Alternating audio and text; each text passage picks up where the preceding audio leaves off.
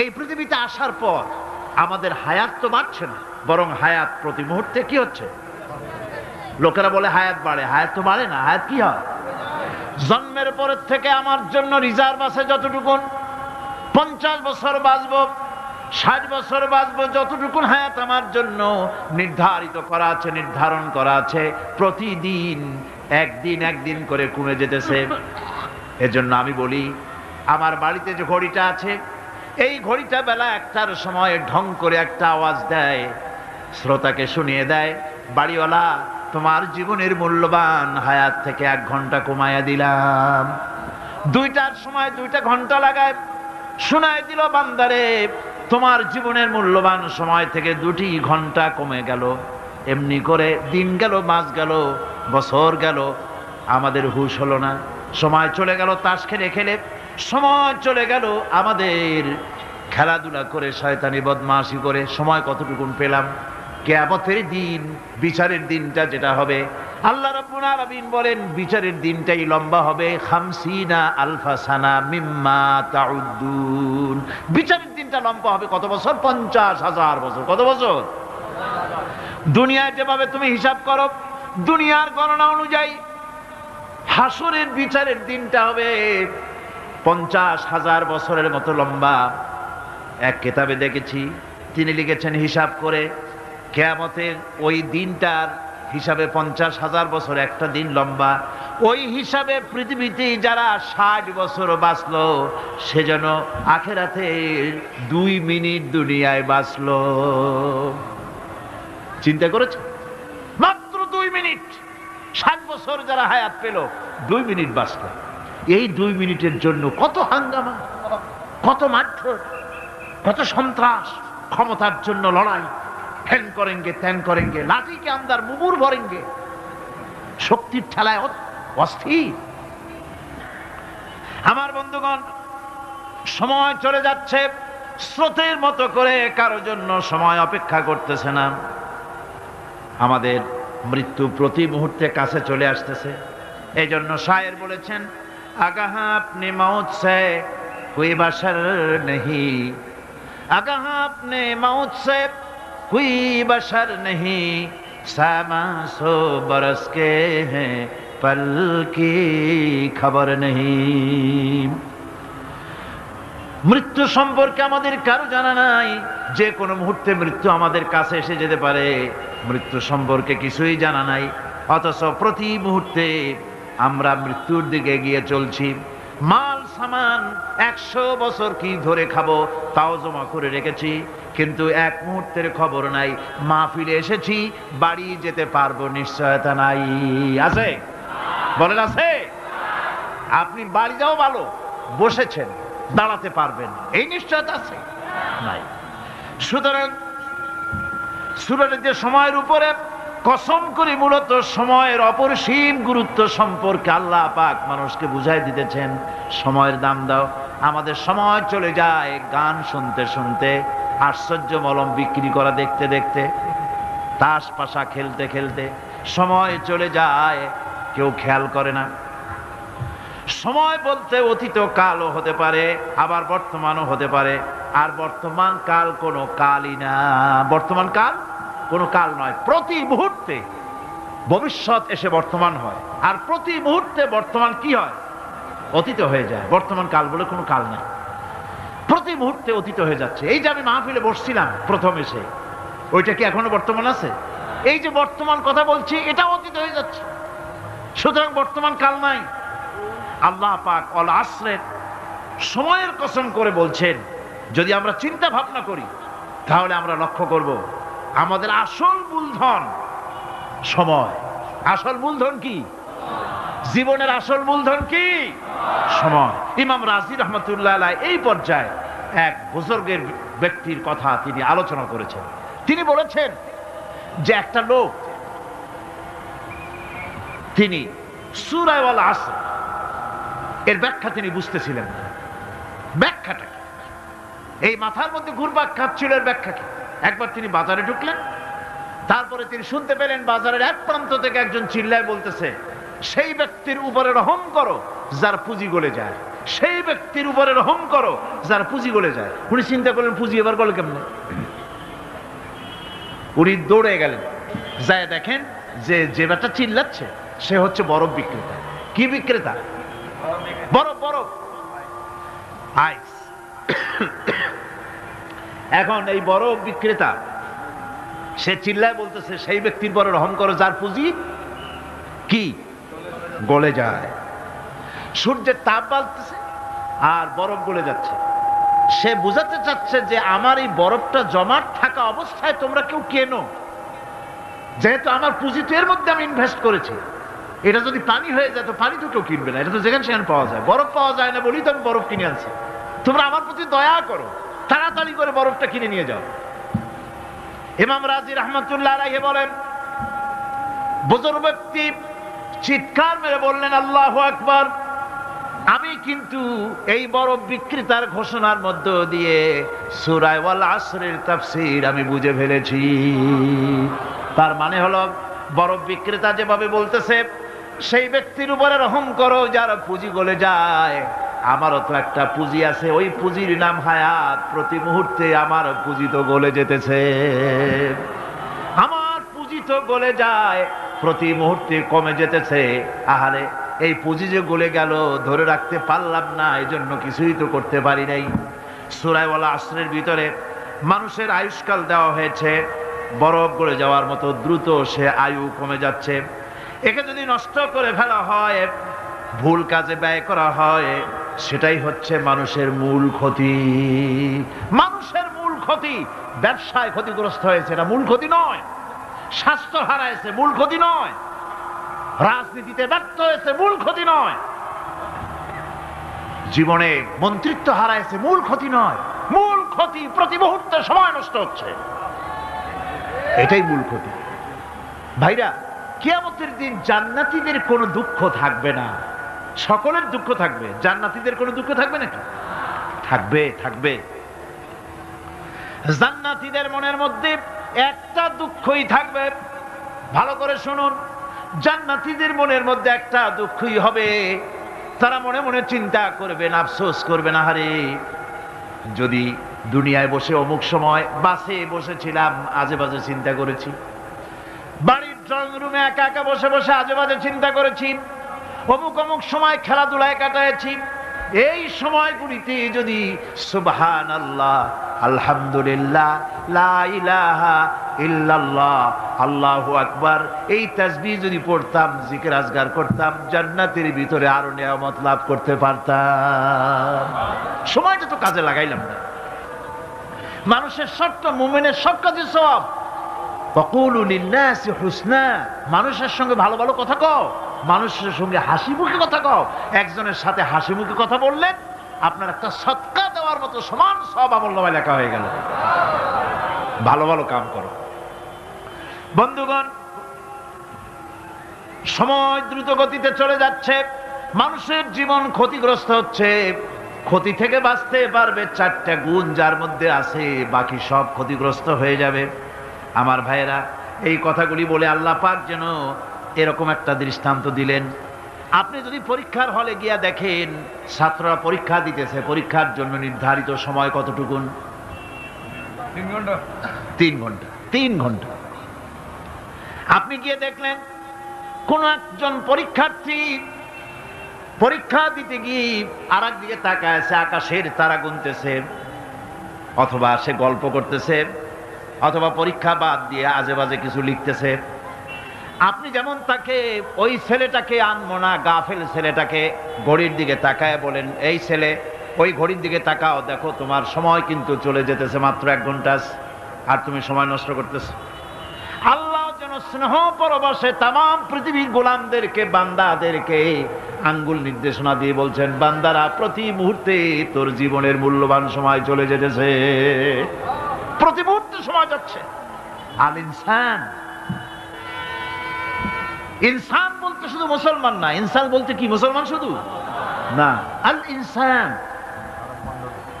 মানব মণ্ডলী, বিশ্বের সমস্ত মানুষকে আল্লাহ বলছেন, হিন্দু, খ্রিস্টান, বৌদ্ধ, নাসারা, ইহুদি, মজুসি, মুসলমান, বিশ্বের সব মানুষকে আল্লাহ বলছেন। যেহেতু আল্লাহ স্রষ্টা, মানুষের ব্যাপারে সার্বিক কল্যাণময় কথা কে বলতে পারেন? কে বলতে পারেন? সে আল্লাহ রাব্বুল আলামিন বলছেন,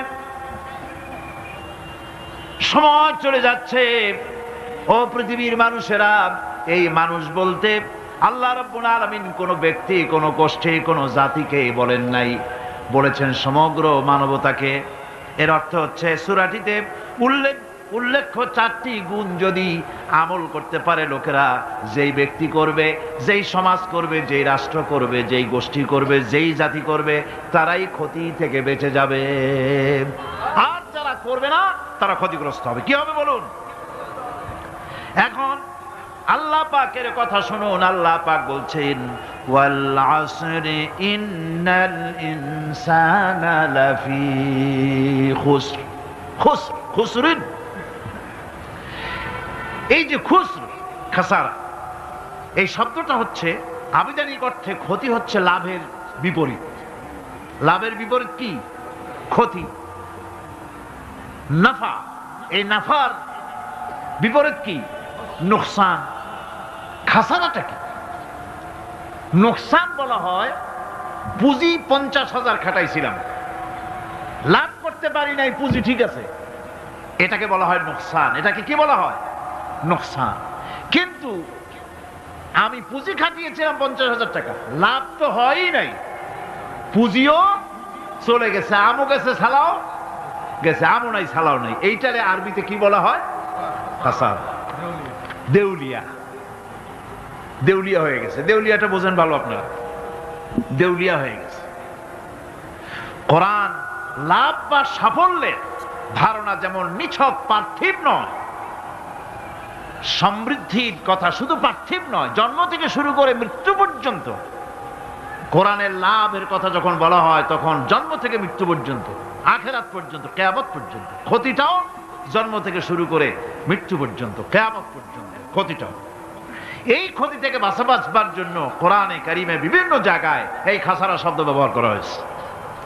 আল্লাহ রাব্বুল আলামিন বলছেন, ওয়ামান খাফফাত মাওয়াজিনুহু ফাউলাইকাল্লাযীনা খাসিরু আনফুসাহুম বিমা কানু বিআয়াতিনা ইয়াযলিমুন।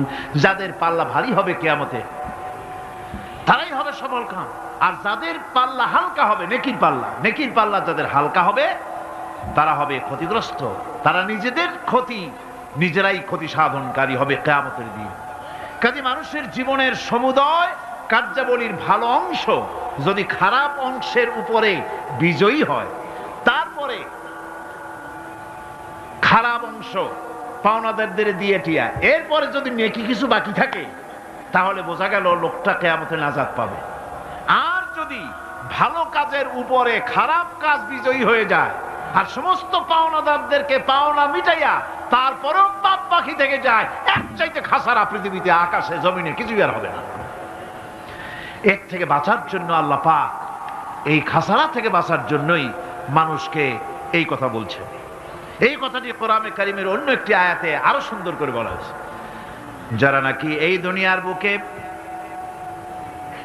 যারা নিজেদের পুঁজি খাটাইছে, জীবনের পুঁজি সুদ কামাইতে খাটালো, জীবনের পুঁজি খাটালো হারাম কামাইয়ের ভিতরে, অন্যায় কাজের ভিতরে, যারা জীবনের পুঁজিকে আল্লাহর দ্বীনের কাজে লাগাতে পারে নাই, তাদের সম্পর্কে বলা হচ্ছে হাসিরাদ দুনিয়া ওয়াল আখিরাতা যালিকা হুয়াল খুসরানুল মুবিন। হাসিরাদ দুনিয়া ওয়াল আখিরাত, দুনিয়াও ক্ষতিগ্রস্ত, আখিরাতেও ক্ষতিগ্রস্ত।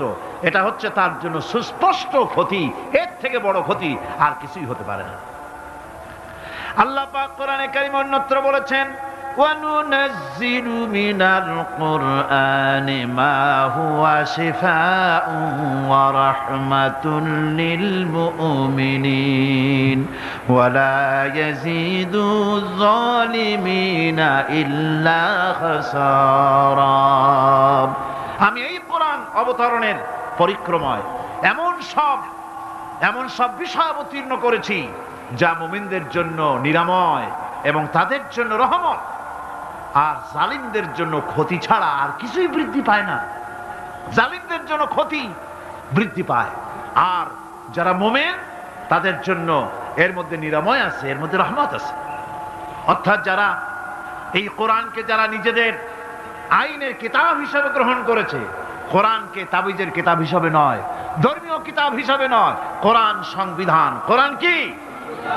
কোরআনকে যারা সংবিধান হিসাবে মেনে নিয়েছে, কোরআনকে যারা সংবিধান হিসাবে গ্রহণ করলো, ব্যক্তি, পরিবার, সমাজ, রাষ্ট্রে তাদের যাবতীয় মানসিক, বুদ্ধিবৃত্তিক, নৈতিক, তামাদ্দুনিক রোগের নিরাময় হবে, এর দ্বারা শান্তি হবে।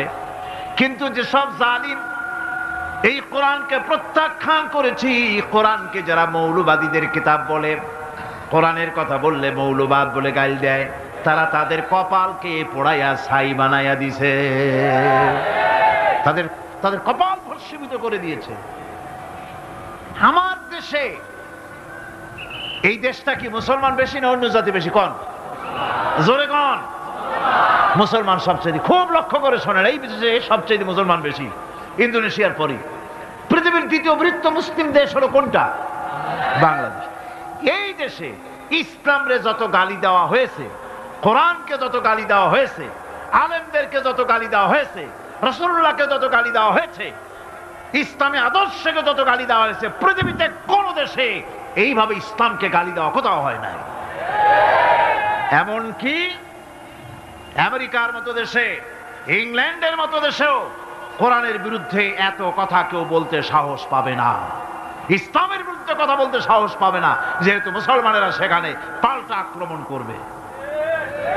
আজ আমার দেশে মুসলমানের ঘরের সন্তান হইয়া ইসলামের বিরুদ্ধে তারা বক্তব্য রাখে। মৌলবাদ, মৌলবাদ জিকির উঠে গেছে। আমেরিকার প্রেসিডেন্টরা যখন শপথ নেন, প্রেসিডেন্ট হিসাবে ওথ নেন, বাইবেলের উপরে হাত রাখেন আর বলেন, এই মহাগ্রন্থকে স্পর্শ করে শপথ নিচ্ছি, আমি আমার চিন্তা চেতনা, আমার মেধা, আমার প্রজ্ঞা সবটা আমার জাতি, আমার দেশকে উন্নয়নের জন্য, এর সমৃদ্ধির জন্য, এর সংরক্ষণের জন্য আমি আমার জীবনকে উৎসর্গ করব। বাইবেলের উপরে স্পর্শ করে এই শপথ তারা নেন।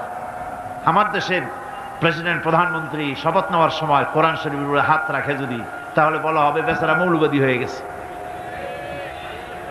এটা করা যাবে না। আর যদি কেউ করে সামান্য কিছু, কোরআন না, যদি তসবিহ নিয়েও আসে, তাহলে বুঝতে হবে জাতির সাথে একটা প্রতারণা ছাড়ার কিছুই না। কাজেই ধর্মের প্রতি আকর্ষণ একটা ভিন্ন জিনিস, সেই জিনিসকে ছেড়ে যারা দেয় তারাই ক্ষতিগ্রস্ত হয়, আর যারা ধরে রাখে তারা দুনিয়ায় ক্ষতিগ্রস্ত হয় না। আল্লাহ পাক এখানে রাসূল করিম সাল্লাল্লাহু আলাইহি ওয়াসাল্লামের একটি হাদিস প্রণিধানযোগ্য কোরআনের ব্যাপারে। হুজুর বলেছেন, আল কোরআন হুজ্জাতুন লাকা ওয়া আলাইকা। এই কোরআন হয় তোমার পক্ষের সাক্ষী, না হয় এই কোরআন তোমার বিপক্ষের সাক্ষী। কিয়ামতে এই কোরআন হয় তোমার পক্ষে কাজ করবে, নতুবা এই কোরআন তোমার বিপক্ষে কাজ করবে। দুই অবস্থা থেকে খালি হবে না। হয় কোরআন তোমার পক্ষে সাক্ষী দেবে, না হয় আমরা কি চাই? কিয়ামতে কি চাই? বলেন কি চাই? কোরআনের পক্ষে যদি আমরা সাক্ষী চাই, তাহলে এই কোরআনের পক্ষে আমাদেরকে কাজ করতে হবে। এছাড়া আমাদের নাজাতের কোনো পথ নাই। আমাদের মুক্তির পথ হচ্ছে কোরআন কেন্দ্রিক, রাসূলুল্লাহর হাদিস কেন্দ্রিক। এর বাইরে আমাদের সমস্ত পুঁজি নষ্ট হয়ে যাবে। আমাদেরকে পৃথিবীতে টিকে থাকতে হলে কোরআনের উপরে ভিত্তি করে আমাদেরকে বাঁচতে হবে, টিকতে হবে। কোরআনে কারিমে আল্লাহ রাব্বুল আলামিন অন্যত্র বলেছেন, কুল ইন্নাল খাসিরিনাল্লাযীনা খাসিরু আনফুসাহুম ওয়া আহলিহিম ইয়াওমাল কিয়ামাহ আলা যালিকা হুয়াল খুসরানুল মুবিন।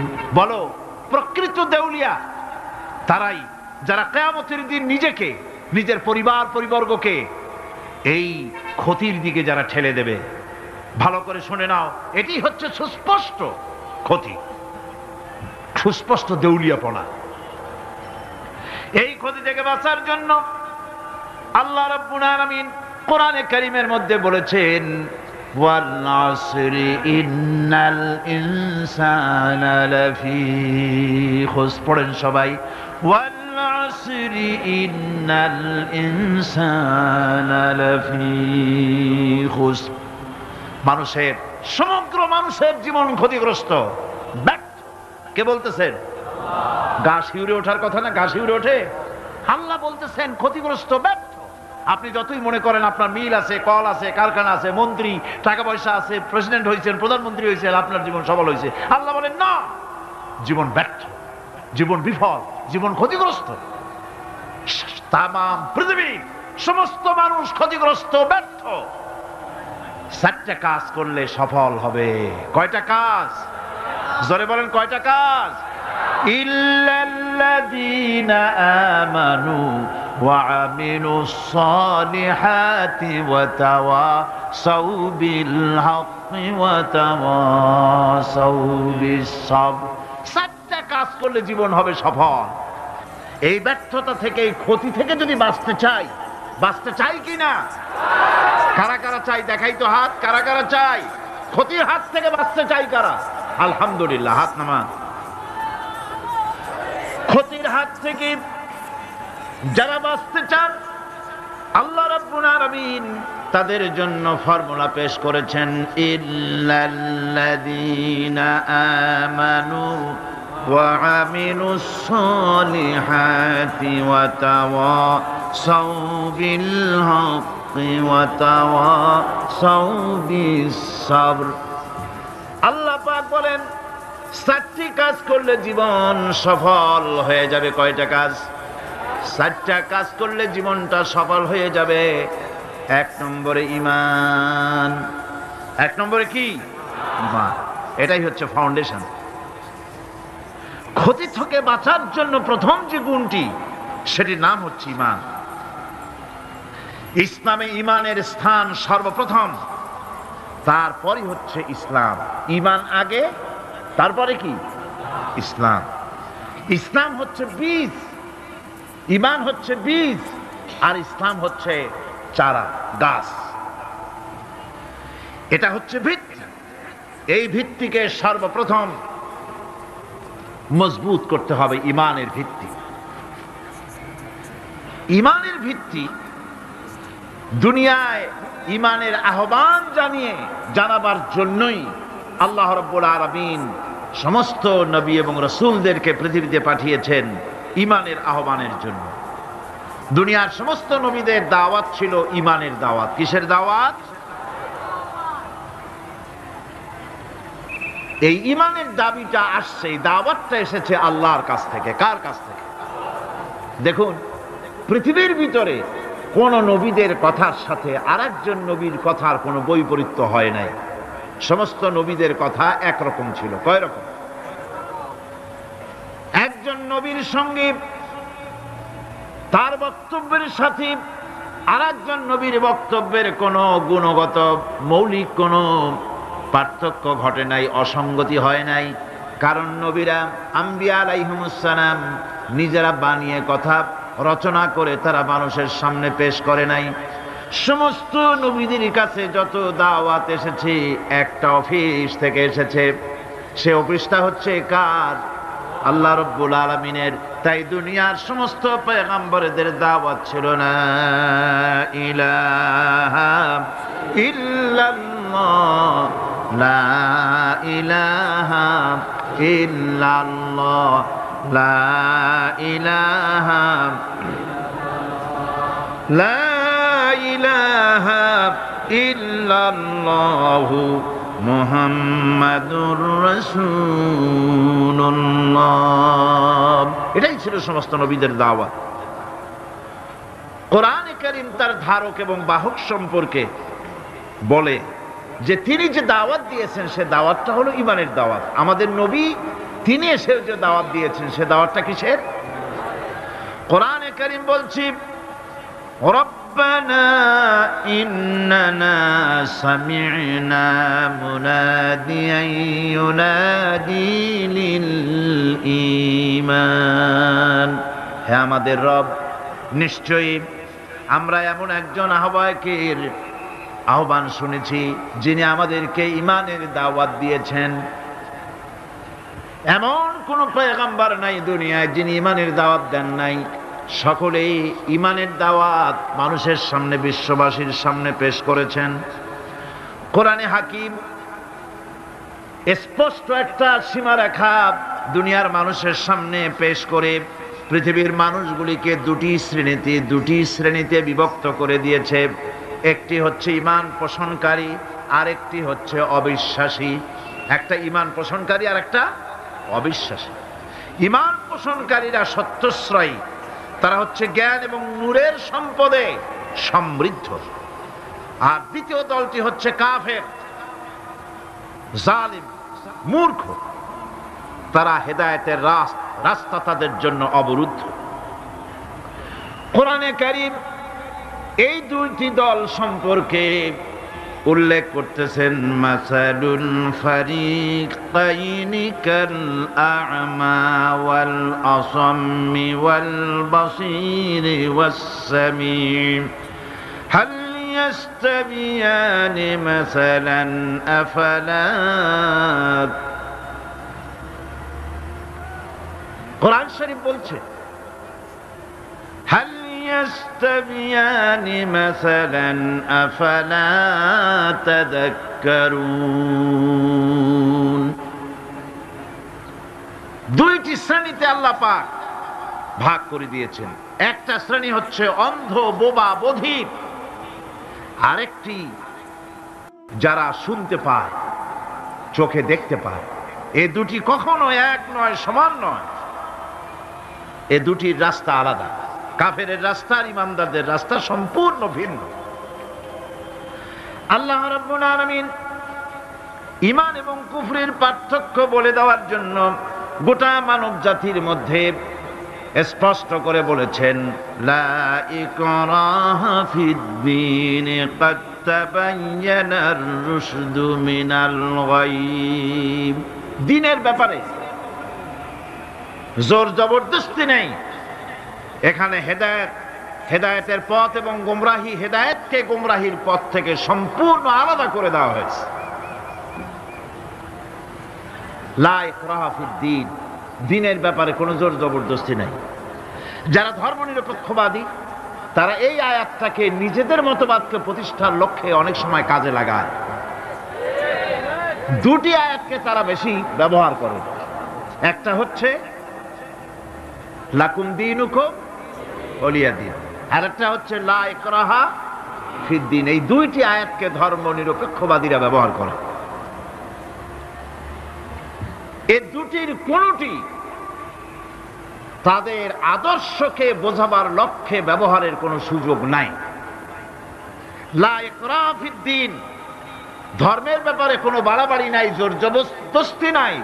এ কথা বলা হয়েছে এই কারণে যে কোন বিধর্মীকে, অমুসলিমকে ভয় দেখিয়ে, লোভ দেখিয়ে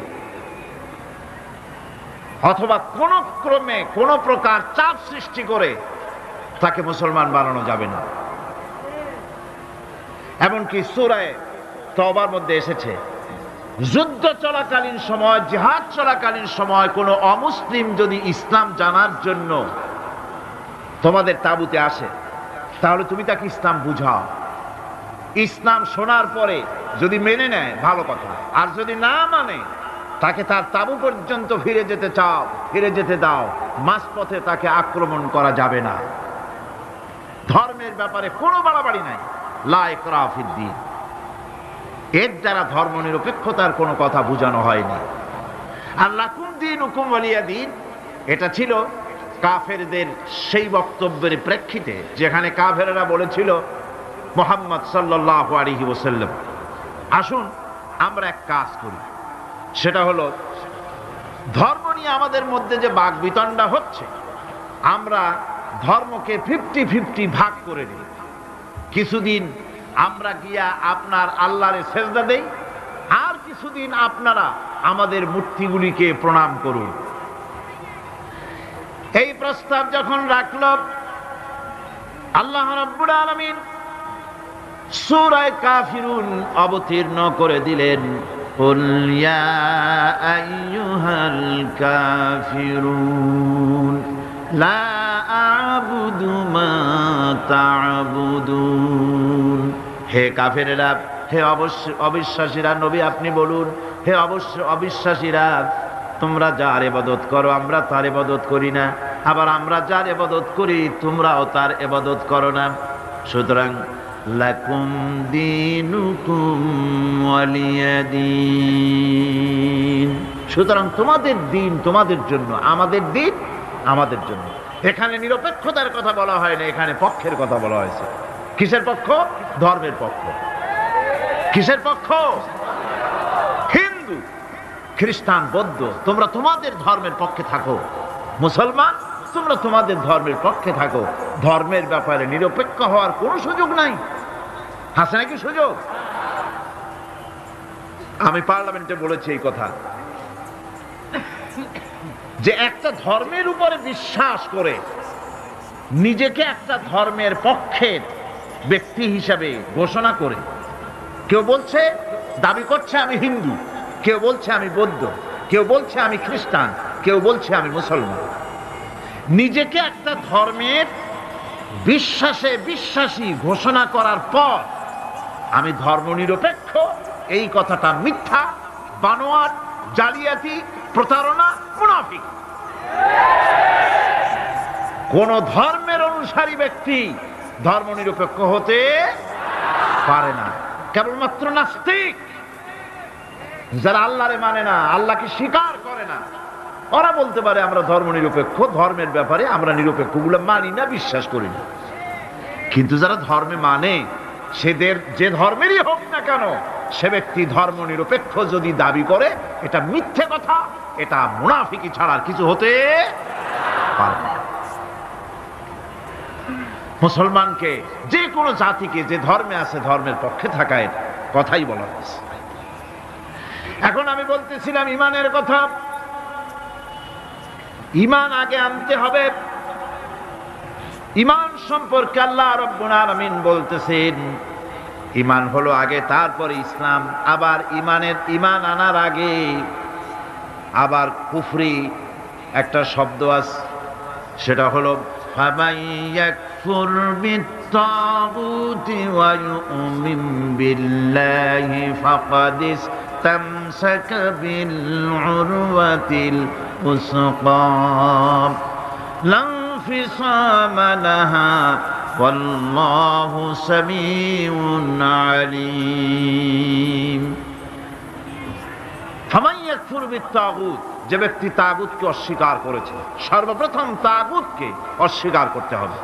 ওয়া ইউমিন বিল্লাহ, আর এরপরে আল্লাহর উপরে যে ঈমান আনলো, ফাকাদ ইসতামসাকা বিল উরওয়াতিল উসকা, সেমন এক শক্ত অবলম্বন ধারণ করলো যা তাকে কোনো কিছুই বিচ্ছিন্ন করবে না, ধ্বংস করে দেবে না। সুবহানাল্লাহ। এখন সত্যিকারের ঈমানদারের পরিচয়টা কি? কোরআনে কারীম সত্যিকারের ঈমানদারের পরিচয় এভাবে পেশ করতেছে, ইন্নামাল মুমিনুনা আল্লাযীনা আমানু বিল্লাহি ওয়া রাসূলিহি সুম্মা লাম ইয়ারতাবু ওয়াজাহিদু বিআমওয়ালিহিম ওয়া আনফুসিহিম ফি সাবিলিল্লাহ উলাইকা হুমুস সাদিকুন। ঈমানের দাবিতে সত্যবাদী কারা? ইন্নামাল মুমিনুনা আল্লাযীনা আমানু বিল্লাহি ওয়া রাসূলিহি, সত্যিকারের মুমিন তো তারা যারা নাকি ঈমান এনেছে আল্লাহর উপর এবং রাসূলের উপরে। এই ঈমান আনার পর সুম্মা লাম ইয়ারতাবু, এরপরে কোন সন্দেহে সে নিপতিত হয় নাই, কোন সন্দেহ তার মনের মধ্যে জায়গা পায় নাই, আর সে আল্লাহর রাস্তায় জিহাদ করেছে মাল দিয়ে, জান দিয়ে। উলাইকা হুমুস সাদিকুন, এরাই হলো ঈমানের দাবিতে সত্যবাদী। সুম্মা লাম ইয়ারতাবু, অথবা এক বিন্দু সন্দেহ মনের মধ্যে জায়গা দেয় নাই। অর্থাৎ ঈমান আনছি কার উপরে? আল্লাহর উপরে। কার উপরে? আর তার রাসূলের উপরে। আল্লাহ এবং রাসূলের উপরে ঈমান আনার পর যারা আল্লাহ এবং রাসূলের বিধান জীবনের সকল ক্ষেত্রে মানতে পারে নাই, তারাই সন্দেহে নিপতিত হয়েছে। কথা বুঝতে পেরেছেন? তাদের সন্দেহ এই কোরআন মানুষের জীবন, তার সম্পদ, তার রাজনীতি, তার অর্থনীতি পরিচালনা করতে পারে না। সেই জন্য ধর্মের ব্যাপারে কোরআন মানি, ধর্মের ব্যাপারে নামাজ আর রোজা মানি, কিন্তু রাজনীতিতে ধর্ম মানি না। এটাই হলো সন্দেহ। এটাই কি সন্দেহ, অবিশ্বাস। জীবনকে তারা দুইটা ভাগ করেছে, এক ভাগ রাজনীতির জন্য আর এক ভাগ কিসের জন্য? ধর্মের জন্য।